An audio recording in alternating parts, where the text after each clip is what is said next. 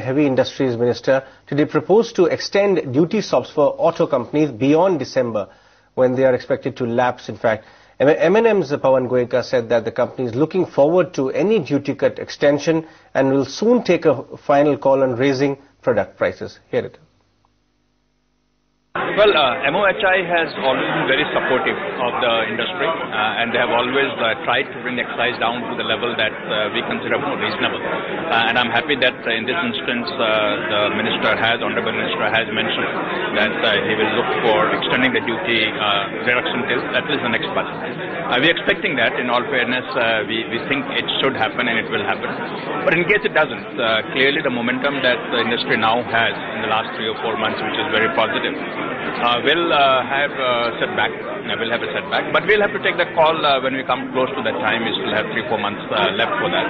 I think industry will be in a very strong situation, and I think a lower excise duty for another 2-3 months would certainly put us in a very solid situation. So I would hope that will happen. So we are standing on the verge of festival season. How different this time you think festival season would be? What kind of growth you are seeing this time in the festival season? Well, in the last 3-4 months, you would have seen that almost all the segments, except for commercial vehicle segment, has grown very well. And in fact, the growth trend is on the upward trend. And therefore, I would expect that the festive season also should continue that growth pattern and should bring some cheer to the industry. We are all counting on that. So as far as M&M sales are concerned, they were not very good last month.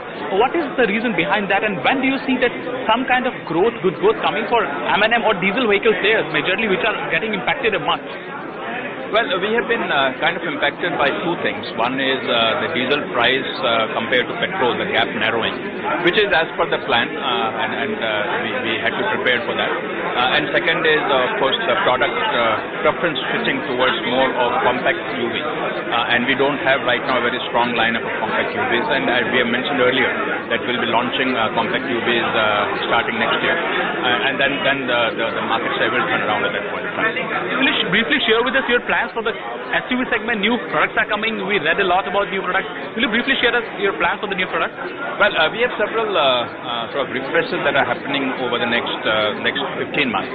But the 3 primary new platforms that we are launching next year, something that we are counting on to give us much higher sort of volume growth than what we have seen in the last 12 to 18 months.